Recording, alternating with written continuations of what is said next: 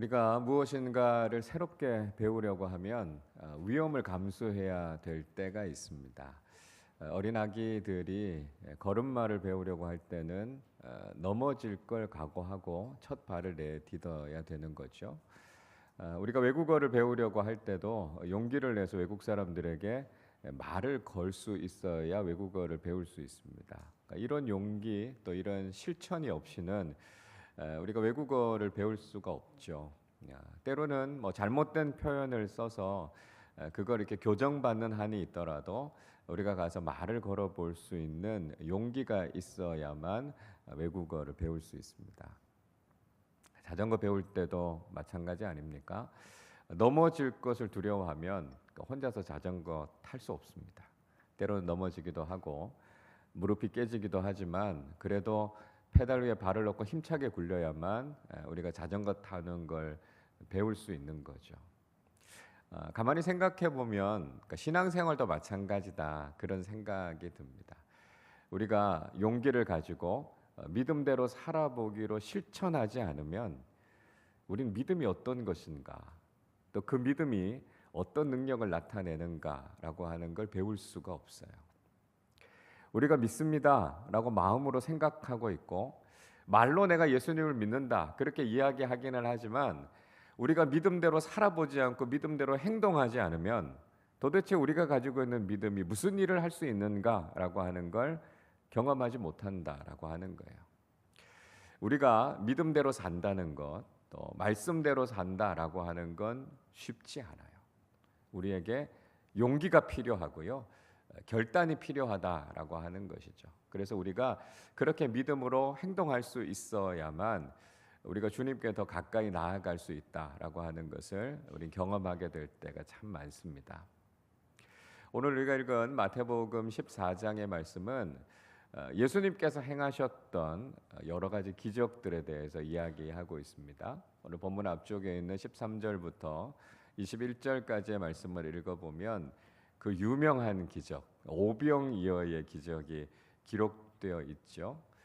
예수님께서 떡 5개, 물고기 2마리를 가지고 여자와 아이들을 제외하고도 5천 명이나 되는 사람을 먹이셨던 놀라운 기적을 일으키셨습니다. 그리고 그 기적이 일어난 이후에 오늘 본문의 사건이 이어지고 있어요. 그런데 22절에서는 이렇게 말씀하고 있습니다. 예수께서 즉시 제자들을 재촉하사 자기가 무리를 보내는 동안에 배를 타고 앞서 건너편으로 가게 하시고 이렇게 말씀합니다. 자, 오병이어라고 하는 엄청난 기적을 일으키고 난 이후에 예수님께서 서둘러서 제자들을 배를 태워서 바다 건너편으로 보내셨습니다. 그리고 모여 있었던 많은 사람들도 빨리 집으로 돌아가라 이렇게 말씀하셨어요. 자, 예수님께서 왜 제자들과 사람들을 돌려보내셨을까? 우리는 한번 좀 생각해 보게 됩니다. 왜 그렇게 하셨을까라고 하는 예수님의 마음을 짐작할 수 있는 내용이 있어요. 오늘 이 본문의 내용과 같은 사건을 다루고 있는 요한복음 6장 15절은 이렇게 말씀합니다.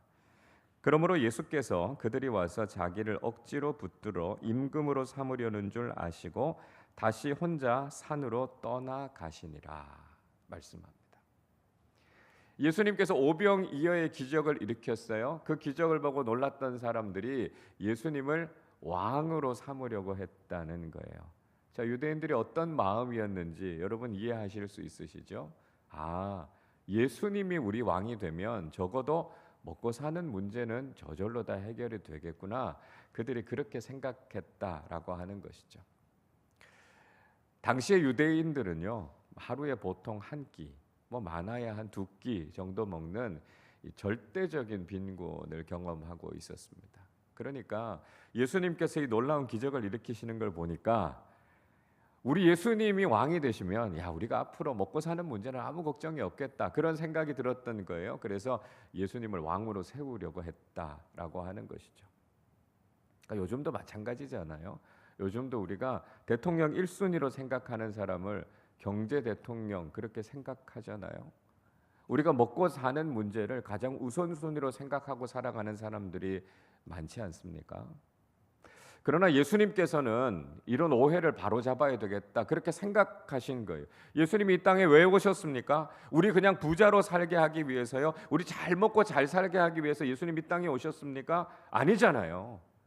우리를 죄와 사망에서부터 구원하셔서 하나님 나라 영원한 생명을 주러 오신 메시아이신데 그저 예수님 믿으면 잘 먹고 잘 살 수 있겠구나 이런 오해를 갖고 있는 것, 그 예수님께서 그냥 지켜보고 있으실 수 없었던 거예요. 그래서 다 흩어지게 한 거죠. 예수님의 제자들도요 그런 인기, 그런 찬사를 즐기고 있었던 거예요.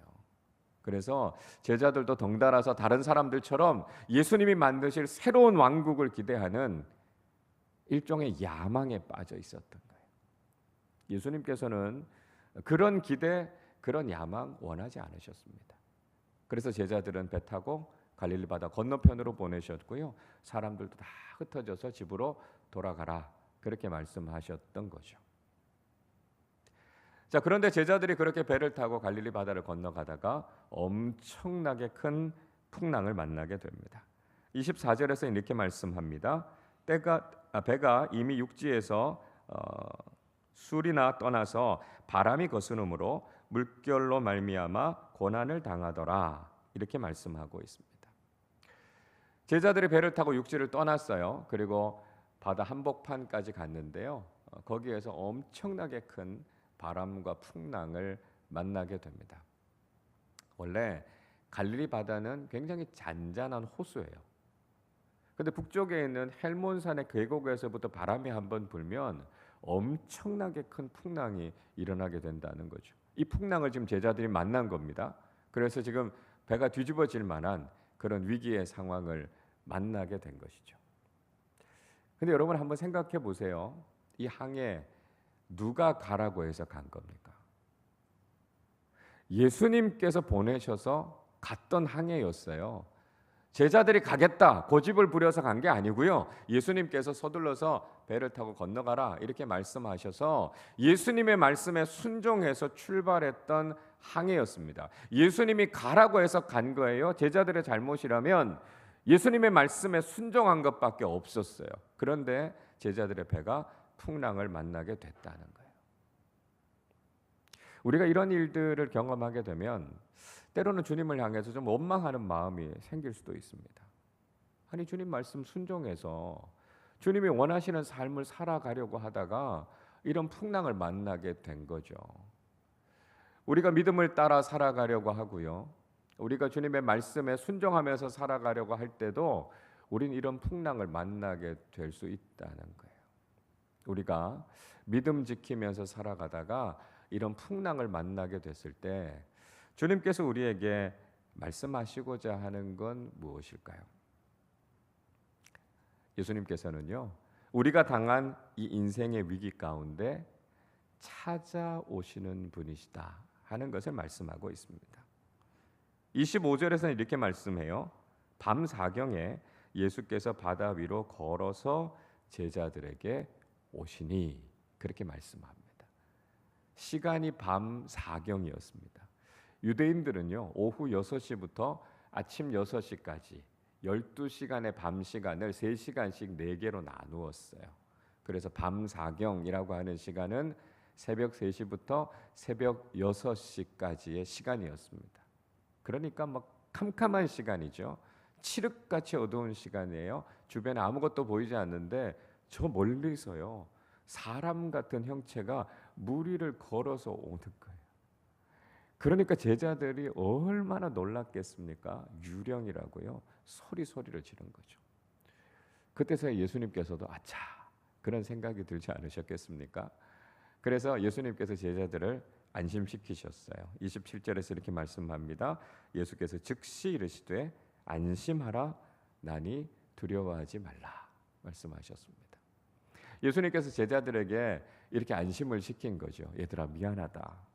너희들이 지금 죽을 위기에 빠져가지고 내가 너무 급해서 무리를 걸어서 오다 보니까 이렇게 됐구나. 뭐 니네 입장에서는 그럴 수도 있겠지. 그러나 안심해라. 나 하나님이지 않니? 나 너희들 사랑하는 주님이지 않니? 예수님께서 그렇게 제자들에게 가시면서 그들을 안심시키신 것이죠. 여러분, 우리가 고난 가운데 있을 때 예수님께서는 우리를 그 고난과 위기 속에 그냥 내버려 두시는 분이 아니시라는 것입니다. 주님께서는 위기 가운데 있고 고난 가운데 있는 우리에게 찾아오시고 다가오시는 분이시고요. 그 위기 가운데서 우리를 건져주시는 주님이시다라고 하는 걸 우린 기억해야 된다는 거예요. 주님은 배 타고 노저어서 우리에게 오시는 분이 아니세요. 예수님은 창조주 하나님의 그 권위, 그 능력을 가지고 물 위를 걸어서라도 우리 인생에 오셔서 우리를 건져주시는 놀라운 하나님이심을 믿으실 수 있기를 바랍니다. 여러분, 인생의 위기 가운데 있을 때 하나님께서 우리를 버리셨다고요? 하나님께서 우리를 외면하신다고요? 여러분, 절대로 낙심하지 마십시오. 하나님은 우리를 그 위기 가운데 그냥 내버려 두실 분이 아니세요. 우리 주님 예수님 어떤 분이십니까? 우리가 죄와 사망에 빠져서 죽을 그 위기 가운데 빠져 있을 때 당신 자신을 십자가 위에서 내어주시기까지 우리를 사랑하시고 우리를 구원해 주신 분 아니십니까? 그 하나님께서 우리 죽도록 내버려 두지 않으십니다. 하나님의 놀라운 능력으로 우리의 삶에 찾아오셔서 세상이 할 수 없는 놀라운 능력으로 우리를 구원해 주시는 분이 바로 그 주님이심을 믿으실 수 있기를 바랍니다. 우리가 인생을 살아가는 동안 어려움이 있을 거예요. 힘든 일들이 있을 거예요. 내가 정말 이 고난을 이겨낼 수 있을까라고 하는 위기가 찾아올 때도 있을 거예요. 그러나 주님께서 지금 우리의 삶 속으로 가까이 다가오고 계시고 우리를 즉시 건져주시고 구원해 주시는 살아계신 주님이 되신다라고 하는 이 믿음 가지고 살아가는 우리 모든 친구들, 우리 모든 부모님들 되실 수 있기를 바랍니다. 자, 다른 복음서에서는요, 이 사건이 이렇게 끝이 나요. 예수님께서 제자들을 구원하시기 위해서 물 위로 걸어오셨고요. 예수님의 제자들이 배 위로 예수님을 모셔드리면서 예수님, 당신은 정말 하나님의 아들이십니다. 이렇게 고백하는 것으로 이야기는 끝을 맺습니다. 그런데 오늘 마태복음에서는 다른 복음서에 생략되어져 있는 사건 한 가지가 기록되어 있습니다. 자, 오늘 본문 28절 말씀인데요. 우리 28절을 같이 읽겠습니다. 베드로가 대답하여 이르되 주여 만일 주님이시거든 나를 명하사 물 위로 오라 하소서 하니. 역시 베드로죠. 베드로는요, 생각하는 것보다는 행동하는 게 늘 앞서는 사람이었어요. 예수님께서 물 위로 걸어오셨고 그분이 예수님이시다라고 하는 걸 알게 됐어요. 그러니까 베드로가 예수님께 무슨 부탁합니까? 주님이시면 저를 물 위로 걸어오라고 말씀해 주세요. 이렇게 이야기했습니다. 예수님께서 말씀해 주셔서 자기도 물 위를 걸어보고 싶었던 거예요. 그래서 예수님께 그런 부탁을 드렸던 겁니다. 예수님께서 베드로의 이 말을 받아들이셨어요. 29절을 보세요. 오라 하시니 베드로가 배에서 내려 물 위로 걸어서 예수께로 가되 말씀합니다. 베드로가 예수님께 요청했고요. 예수님께서 그렇게 해라, 물 위로 걸어서 와라. 예수님께서 이렇게 말씀하셨습니다. 베드로에게 무슨 그런 쓸데없는 부탁을 하느냐고요? 무슨 그런 무리한 요구를 하느냐고요? 야단치지 않으셨어요. 오히려 베드로가 그런 믿음 가진 걸 보고 걸어오라 말씀하셨습니다. 예수님의 말씀에 순종했을 때 베드로는 물 위를 걷는 놀라운 기적을 경험하게 된 거예요. 여러분, 물 위를 걸었던 베드로가 얼마나 황홀했겠어요? 얼마나 놀라운 체험을 했겠어요? 그러나 베드로도 인간인지라 물 위를 걸어가면서 그런 걱정과 두려움이 생겼습니다. 아니, 정말 사람이 물 위를 걸어갈 수 있는 거야? 이러다 혹시 물에 빠지면 어떡하지? 그 생각을 함과 동시에 베드로가 물에 빠져들어가고 말았습니다. 예수님을 바라봤을 때는요, 물 위를 걸을 수 있을 것 같았어요. 그러나 인간적으로 가만히 정신 차리고 생각해 보니까 어떻게 사람이 물 위를 걸어? 그런 마음이 들었어요. 그 의심이 들자마자 물속에 빠지게 됐습니다. 베드로가 죽는다고 소리를 질렀죠. 예수님, 저 좀 건져주세요. 예수님께서 손을 잡아서 베드로를 건져주셨습니다. 그리고 31절에서 이렇게 말씀하시죠. 우리 31절 말씀도 같이 읽어보겠습니다. 예수께서 즉시 손을 내밀어 그를 붙잡으시며 이르시되 믿음이 작은 자여 왜 의심하였느냐 하시고. 예수님께서 베드로에게 말씀하십니다. 믿음이 작은 자야 왜 의심했니? 이렇게 말씀합니다. 여러분, 이 말씀은요, 베드로를 야단치는 게 아니에요. 아니, 왜 그렇게 믿음이 없느냐고요? 왜 그렇게 의심하느냐고요? 의심하다 보니까 결국 그렇게 된 거 아니냐고 예수님께서 베드로를 야단치는 게 아닙니다. 예수님께서 베풀어 주시는 그 놀라운 기적을 온전히 경험하지 못한 것에 대해서 예수님 안타까운 마음으로 말씀하시는 거예요. 베드로가 주님의 그 놀라운 능력을 완전하게 경험하지 못했던 것은 주님을 완전히 신뢰하지 못했기 때문이다라고 하는 것이죠. 그러나 베드로는요, 믿음의 용기를 가졌어요. 다른 제자들이 경험하지 못한 놀라운 일들을 하게 된 겁니다. 주님을 믿는 믿음을 가지고 그는 배 밖으로 한 걸음을 내딛었고요. 그 누구도 경험해 보지 못했던 무리를 걷는 놀라운 기적을 경험하게 된 거예요. 반면에 배에 타고 있었던 다른 제자들 어떻게 됐습니까? 그들은 배 밖으로 한 발자국도 내딛지 못했습니다. 그들은 그저 수동적인 믿음을 가졌을 뿐이에요. 그들은 믿음이 있다고 이야기했지만 그 믿음은 아무 일도 할 수 없었습니다. 풍랑이 몰아닥쳤을 때 그들은 그저 속수무책으로 당할 수밖에 없었다고요. 그들은 믿음의 사람이었지만 그러나 그 믿음은 너무나 무기력한 믿음이었다는 거예요. 여러분, 우리 예수님은 우리 인생에 찾아오시는 분이십니다. 그러나 우리가 믿음의 용기를 가지고 한 걸음 내딛지 않으면 우리가 그 주님께 가까이 나아갈 수가 없다는 거예요. 여러분, 우리가 믿는다라고 말만 하는 것이 아니라 우리는 믿음을 가지고 살아가는 사람들이 돼야 된다라고 하는 것이죠. 우리에게 믿음이 있다면 우리는 배 밖으로 한 걸음을 내디딜 수 있는 믿음의 모험을 할 수 있는 사람들이 돼야 된다는 거예요. 여러분, 우리에게 그 용기가 있어야만 믿음의 신세계가 열리는 것을 경험하게 된다는 거예요. 말씀대로 살아보지 않고 말씀대로 순종하지 않고 그 말씀이 우리의 삶에 얼마나 놀라운 일들을 일으키는지 우리 어떻게 경험할 수 있겠습니까? 이게 주님의 말씀이라면 그 말씀대로 우리가 한 걸음 내딛어 보겠습니다. 그 믿음의 용기가 있을 때 우리의 삶에도 주님의 기적이 일어나게 된다는 거예요. 때로는 넘어질 수도 있죠.